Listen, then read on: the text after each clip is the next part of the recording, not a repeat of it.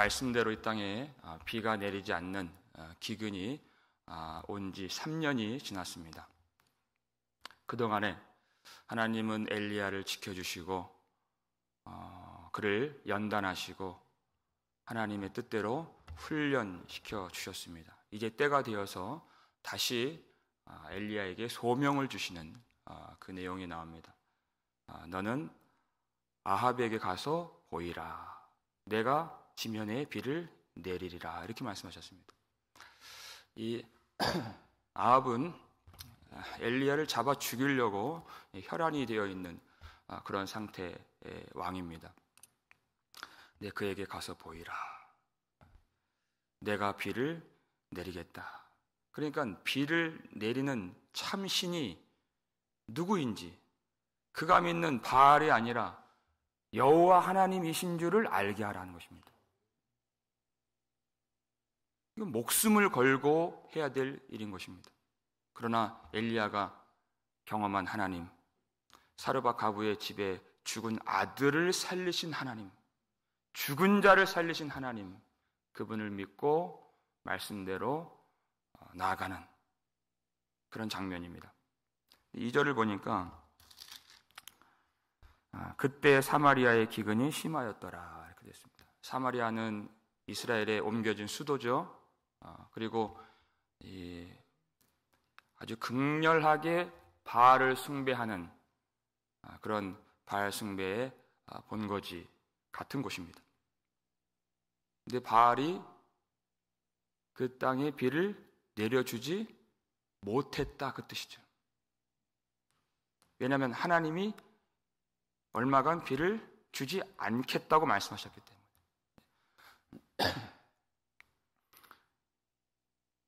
그러니까 아합이 이 물 근원을 찾으려고 자기 신하 오바댜를 부르는 그런 내용입니다. 근데 이 사람이 어떤 사람인가? 우리 3절 말씀, 4절 말씀, 2절 함께 읽겠습니다. 아합이 왕궁 맡은 자 오바댜를 불렀으니 이 오바댜는 여호와를 지극히 경외하는 자라. 이세벨이 여호와의 선지자들을 멸할 때에 오바댜가 선지자 100명을 가지고 50명씩 굴에 숨기고 떡과 물을 먹였더라. 아멘. 아합의 왕궁 맡은 자 이 오바댜가 여호와를 지극히 경외하는 자다.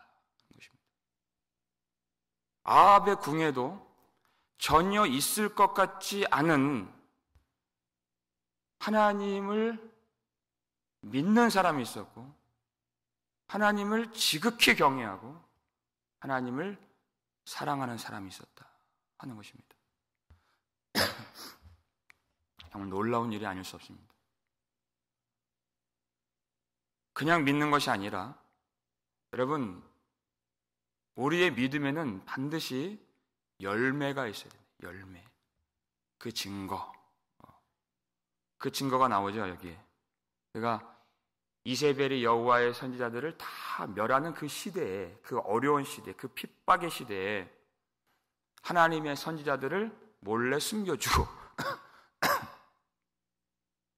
100명의 선지자들을 숨겨주고 그들에게 이 떡과 물을 공급해준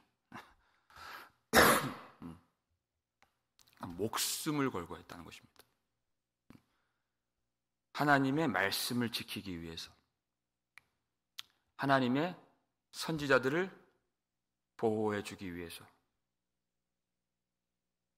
이게 바로 그리스도의 고난에 동참하는 것이죠.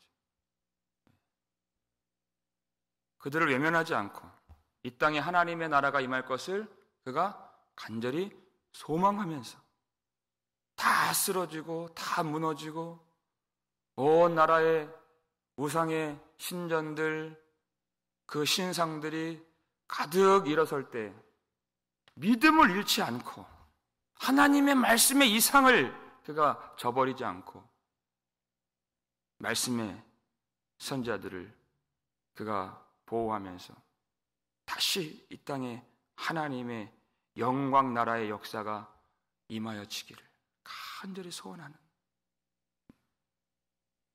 그 마음을 누가 이해해 주겠습니까? 누구에게나 말할 수나 있는 일입니까? 그것이 발각되면 죽을 수밖에 없는 일이기 때문에 남몰래 숨죽이고 눈물로써 하나님을 경외하며 섬긴 이 사람, 그가 오바댜입니다. 그하고 이제 물 근원을 찾자 아합이 그렇게 합니다. 근데 아합은 어떤 사람인가? 5절 보니까 그 물 근원을 찾는 이유가 나옵니다. 5절 이 하반절 보니까 그리하면 말과 노새를 살리리니 짐승을 다 잃지 않게 되리라. 그의 이 중심에 뭐가 들어가 있는가 여기 다 나온 거예요. 물을 찾는 이유, 백성들을 마시게 하려고 하는 것이 아닙니다. 하나님을 위해서는 더더욱이 기대할 수가 없는 노릇이고, 자기 짐승들을 먹이는, 짐승들은 자기 군사력, 자기의 권력, 자기의 힘을 의미하는 것입니다. 그 짐승들이 다 죽으면 자기 권세를 부리지 못하기 때문에. 그러니까 이 두 사람이, 한 사람은 여호와의 선지자들을 살리려고 목숨을 걸고 그렇게 선지자들에게 양식을 공급해 준 그런 사람이 있는가 하면 그건 또 얼마나 비용이 많이 드는 일입니까? 하나님의 나라를 위해서, 말씀을 보호하기 위해서 그런 사람이 있는가 하면 오직 자기의 권력을 지키려고 애를 쓰는 이 두 사람, 아합과 오바댜, 이 두 사람이 얼마나 다른 사람인가 하는 것입니다. 그것이 이 6절 말씀에 나와 있습니다. 6절 말씀 함께 읽겠습니다. 두 사람이 두루 다닐 땅을 나누어 아합은 홀로 이 길로 가고 오바댜는 홀로 저 길로 가니라. 아멘. 이건 그냥 그 사람이 이 두 길로 찢어졌다라는 그 정도의 말이 아니라 성경 기자의 의도는 이 두 사람이 전혀 다른 길을 걷고 있는 사람이다. 그 도가 다르다는 거죠.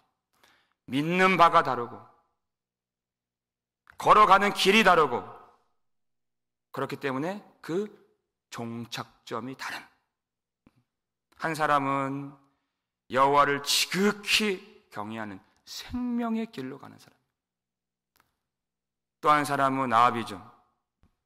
하나님을 멸시하는 멸망의 길로 가는 사람이다 하는 것입니다. 그 하나님의 길로 가는 사람이 누구를 만납니까? 엘리야를 만납니다. 7절 말씀 함께 읽겠습니다. 오바댜가 길에 있을 때 엘리야가 그를 만난지라 그가 알아보고 엎드려 말하되 내 주 엘리야여 당신이니까. 아멘. 엘리야를 알아보고 그 앞에 엎드리면서 절하면서 내 주 엘리야여 당신이니까 이렇게 하는 것입니다. 이 시대에 하나님을 사랑하는 사람이 아주 희미한 이때에 누가 이렇게 하겠습니까? 그가 하나님을 사랑하는 사람이니까 겸손하게 엘리야에게 절하고 반갑게 그를 영접해 주는 것입니다. 여러분, 하나님을 미워하는 사람이라면 하나님의 사람을 만날 때에도 적개심이 들고 미운 마음이 들고 죽이고 싶어하는 마음이 들고 그런 마음이 드는 것입니다. 우리가 왜 사랑을 해야 되는가? 다른 이유가 없으며 하나님을 사랑하기 때문에 하는 것입니다. 그래서 하나님을 사랑하는 것은 그와 똑같은 것이 내 이웃을 사랑하라 하는 것입니다. 하나님의 백성들을 사랑하는 것이. 그건 아주 당연한 신자됨의 모습이라는 것입니다. 엘리야가 그에게 명령을 하죠. 8절 보니까 가서 내 주에게 말하기를 엘리야가 여기 있다 하라.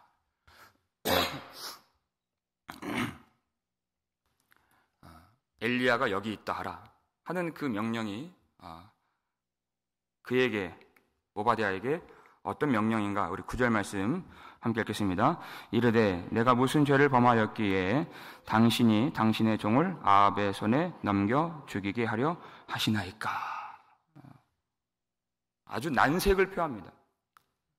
엘리야가 여기 있다라고 말하는 것은 나로 하여금 아합의 손에 죽임을 당하게 하는 그런 일인 것입니다.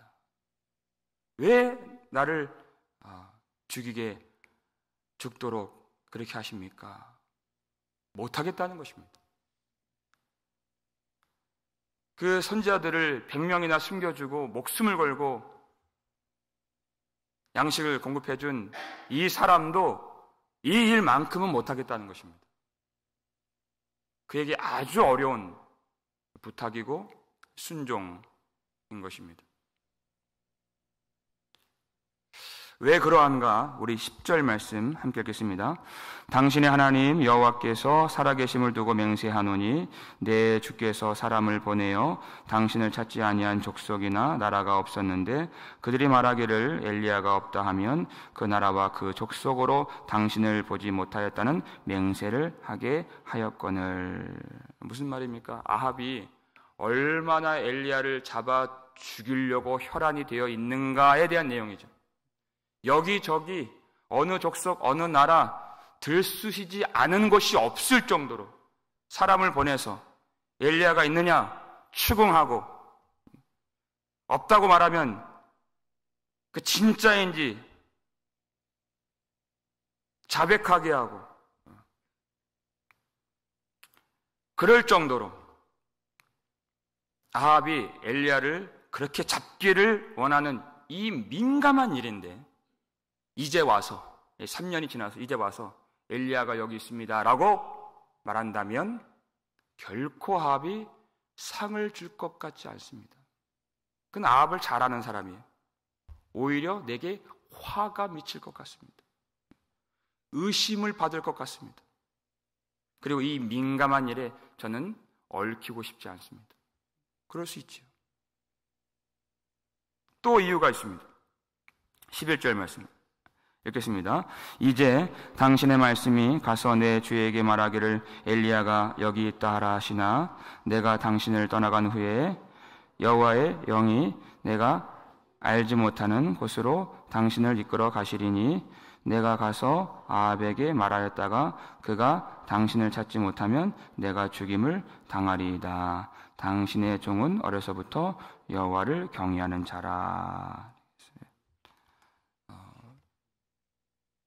이제 실질적으로 만약에 그가 간다고 했을 때 그가 가서 엘리야가 여기 있습니다라고 말하는 사이에 하나님의 영이 그가 알지 못하는 곳으로 엘리야를 또 다른 데로 이끌어 가시면 그러면은 자기가 아합에게 거짓말을 한 것이 될 수가 있기 때문에 하나님의 영이 여기저기로 이끌어 가시는데 내가 또 어디인 줄 알겠습니까? 그러면 아합이 당신을 찾지 못하게 된다면 그 화를 반드시 나에게 돌려서 나를 죽일 것입니다.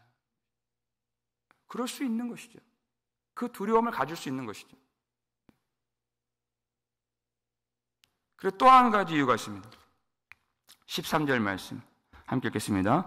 이세벨이 여호와의 선지자들을 죽일 때 내가 여호와의 선지자 중에 100명을 50명씩 굴에 숨기고 떡과 물로 먹인 일이 내 주에게 들리지 아니하였나이까. 자, 이 이야기가 지금 두 번이나 반복되는 것입니다.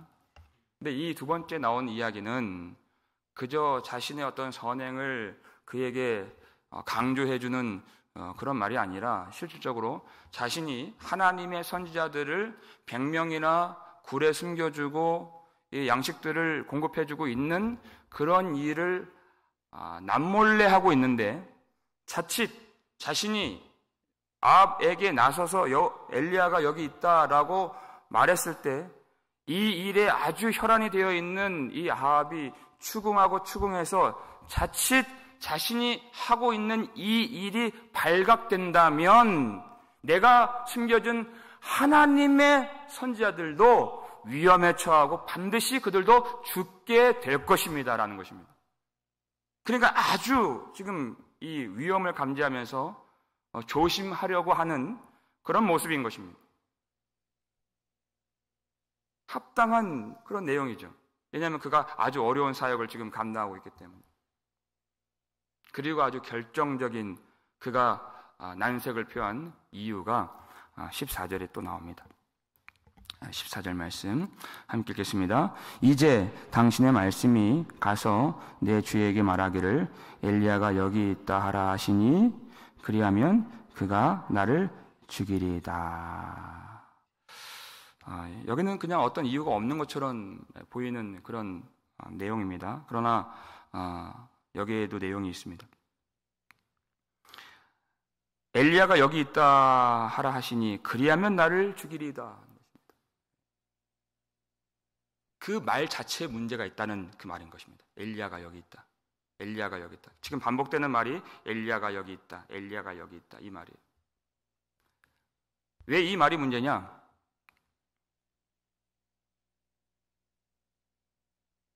엘리야라는 말 자체가 그 이름의 뜻이 나의 하나님은 여호와이시니라는 뜻이에요.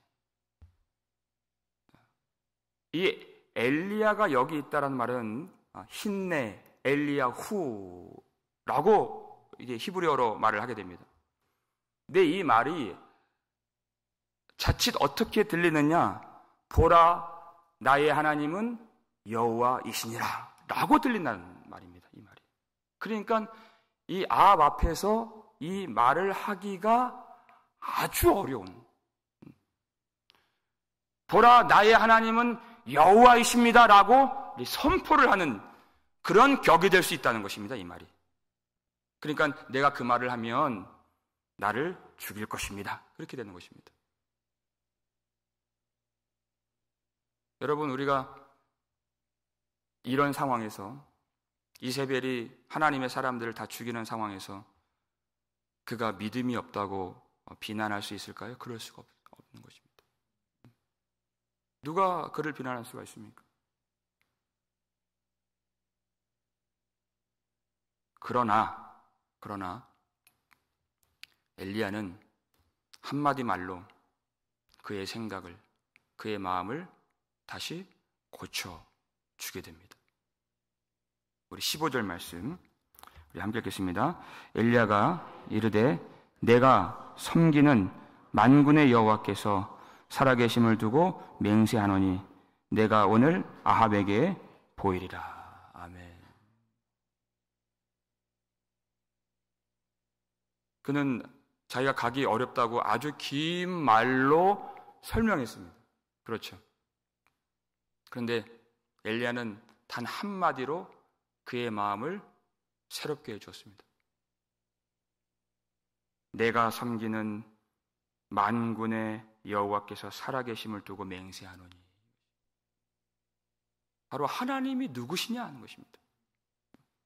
내가 섬기는 온 세상을 통치하시고 지금도 살아계셔서 모든 왕 위에 계시는 만군의 여호와 하나님께서 지금 나와 함께 하시는데 내가 섬기는 하나님이 그 만군의 여호와이시거늘 어찌 사람인 아합이 우리를 어찌할 수 있으며 그 아합을 우리가 두려워할 수 있느냐?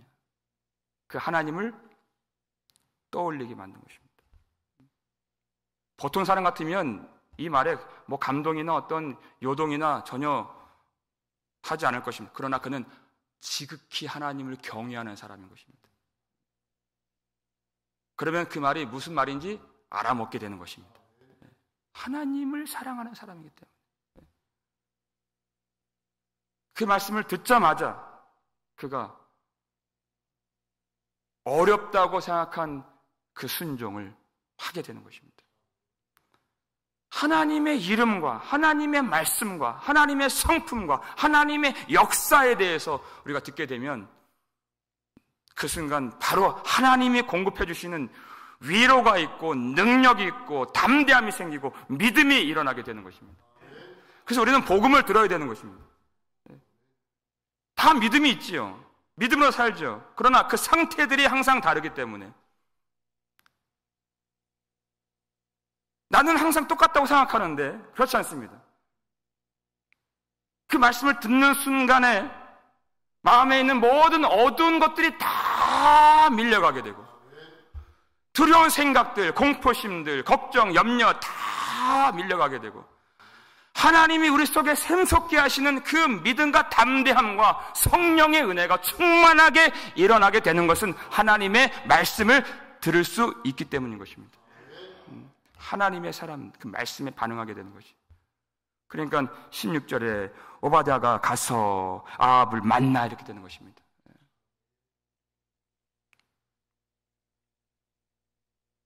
여러분, 우리에게 주 예수 그리스도의 그 복음이 들려질 때 얼마나 놀라운 일들이 많이 벌어지게 됩니까? 우리는 이 세상에 있을 때는 말씀을 들으나 안 들으나 똑같다고 생각하지만 말씀을 들을 때 압니다. 들을 때. 얼마나 내가 이 세상에 젖어 살았으며 얼마나 많은 두려움에 짓눌려 살았는가. 내가 세상에 있을 땐 또 잘 모르는데 말씀을 들을 때 깨닫고 거기서 벗어나게 된다는 것입니다. 이렇게 순종한 사람, 목숨을 걸고 선지자들 100명을 지켜준 사람조차도 두려움이 생기는 것이 신앙생활인 것입니다. 어려운 것입니다. 여러분. 결코 쉬운 문제가 아닙니다. 그렇기 때문에 항상 싸워야 되는 것이고 항상 하나님을 의지해야 되는 것이고 항상 자신의 연약함을 발견하고 하나님 앞에 기도하지 않을 수가 없는 우리의 모습인 것입니다.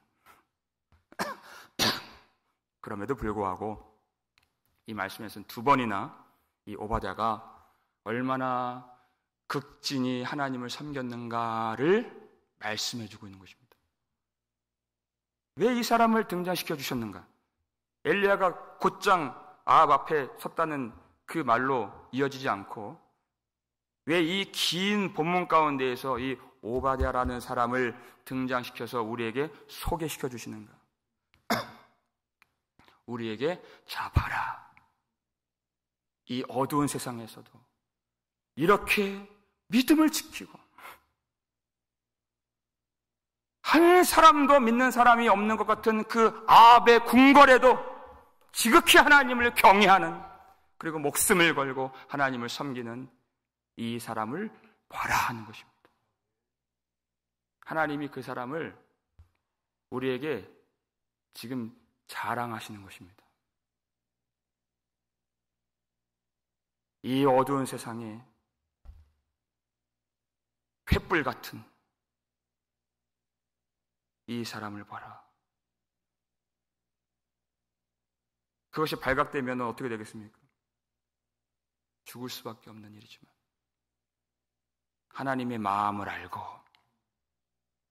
우리 구주 예수 그리스도의 고난에 동참하는 이 믿음의 사람을 우리에게 보여주시고 칭찬하시기 위하여서 그리고 그 믿음으로 사는 귀한 성도들을 위로하시고 격려해 주시기 위해서. 이건 누구에게도 말 못할 일이에요. 여러분, 우리의 아픔, 우리의 속사정 우리가 다 말할 수가 없죠. 누구에게 말하겠습니까? 누가 이해를 해줄 수가 있습니까? 할 수가 없는 것입니다. 그러나 하나님은 오바댜의 그 싸움을 하시고 눈물을 하시고 인내를 하시고 헌신을 하나님이 알아주신다는 것입니다. 하나님이 하신다는 것입니다.